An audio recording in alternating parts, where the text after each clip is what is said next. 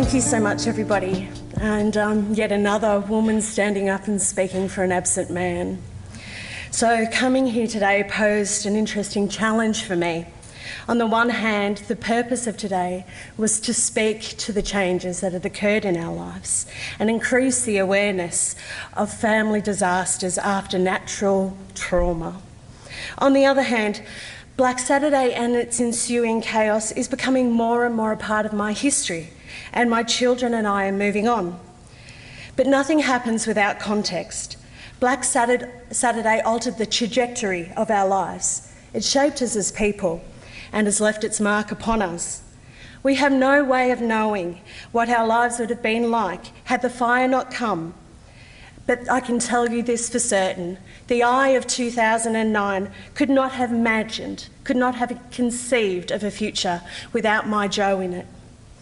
Joe, my husband, was a DSE firefighter. He stayed in Marysville as it burned, and he was very close to losing his life. He wandered through the smoke and the flames, picking up survivors and finding those that hadn't. These people were not strangers. They were our friends, and the faces of the living and dead haunted him, and he carried the guilt of all the things he couldn't have done.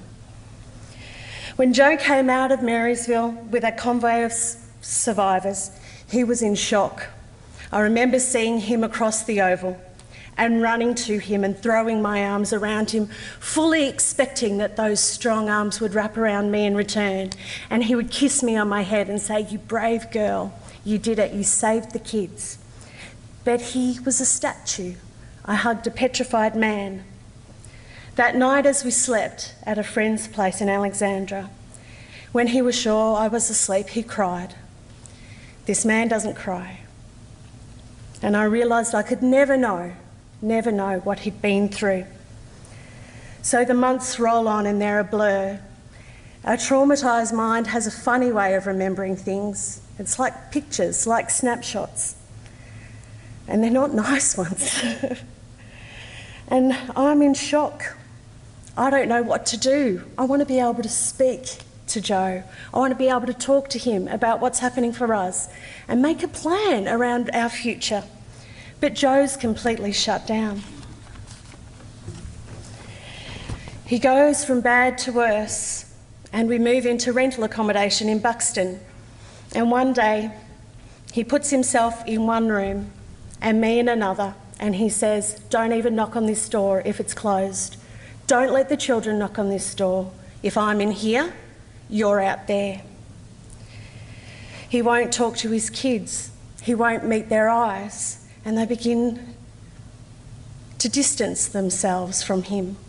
Very clear memory of my little girl, who's 4 at the time, hiding behind me and peeking at her father from around my side, not quite knowing what to make of him.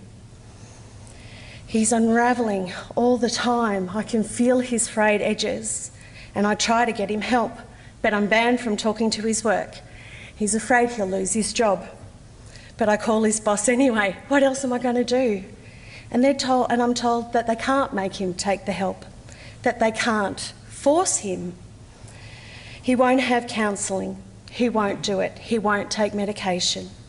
And he gets so angry every time I broach it with him. He stands above me and he shouts in my face, screaming with rage and unspoken grief.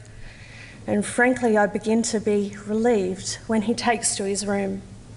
I know our marriage is crumbling, and I beg him to get help.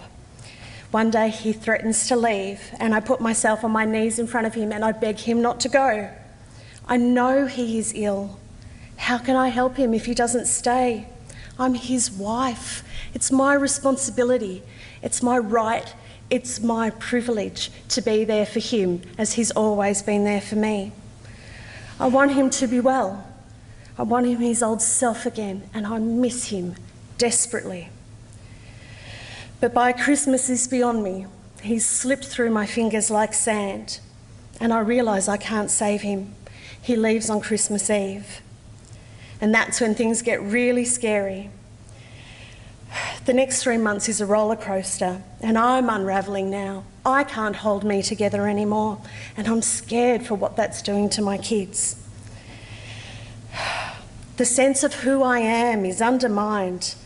I've been with this man since I'm 18 years old. I'm his wife. I'm his best friend. I'm his lover. I don't understand who I am without him.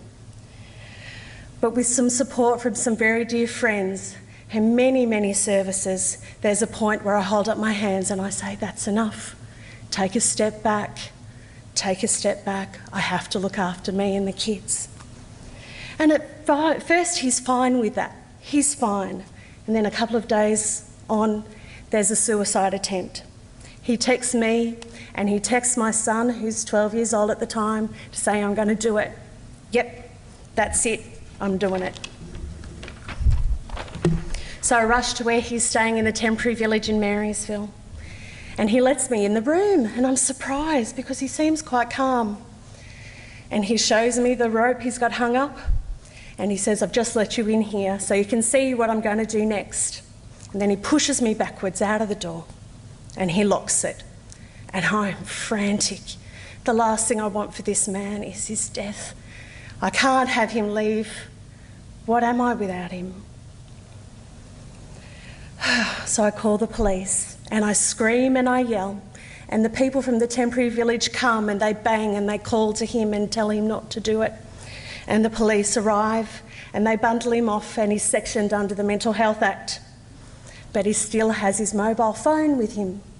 And he texts me from the back of the police car, "You'll die by my hands, bitch. I will punch every tooth out of your head." He has never been violent. In 19 years of marriage, he's never raised a hand to me. This man is a new man. He's not a man that I know. He looks like my Joe. He smells like my Joe. But he's not. He's a man remade by the flames, and this man owes me nothing. So after a few days, they let him out. He's calm and he's refused treatment. And I'm so scared.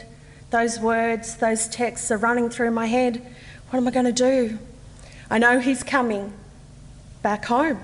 So I leave the house and he takes all my clothes and he taunts me via text. "I'm pissing on your bed. I've torn up your photo albums, the only thing I took from the fire."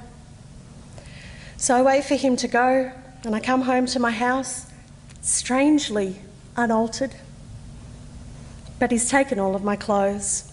I change the locks and I get an AVO. What else can I do? The next month or so is really quiet. He's down at the repat centre with the veterans, with the war veterans. And I'm amazed that his experiences could be likened to war. He's diagnosed with post-traumatic stress disorder. They medicate him, they treat him, and he begins the task of building a new life. And life moves on, and things settle and change over time. There is no more anger from Joe, but I can see the regret in his eyes.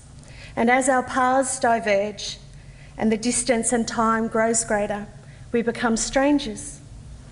And I can't get my head around what that means. He sees his kids regularly. He's there for those late night chats with the now teenage boys. He makes the effort to come to Christmas concerts and the important events, and the children give him strength and light up his life. He slowly begins to recover with the support of agencies and friends. He's retrained as a phlebotomist. He's now working, something I was told he would never be able to do. And just last week, he tells me when he's picking up his kids, he's weaned himself off the last of the medication. This has taken 4 years. I don't need to tell you how proud we are of him, the man who almost didn't make it. My kids are on the mend too. I'm filled with pride when I look at them. After all the trauma and the pain, they are becoming strong and independent people, and their relief is palpable. They know, they believe that Joe will remain a part of their lives. I suppose we are an example of what can happen when things go right. When I needed support, I had it. From the friends that dragged me out of bed when I couldn't get out of bed myself, to the police that drove past my house 3 times a night and booped the horn just to let me know that they were there. from the counselling available to the kids at school and the fabulous youth workers that were thrown into the town to support the young ones. I even managed to get a VBAF scholarship, and I'm proud to say I've just completed my Masters of Occupational Therapy. But all of this takes money, and lots of it. In a way, we were lucky after Black Saturday. The generosity of the Australian people was overwhelming. We had everything we needed to repair our lives. But this isn't always the case for those whose traumas don't make the headlines. So I'll close with a question. How can we make sure that all families, fathers, mothers and children have access to the same support that has been so vital to the recovery of mine? Thank you.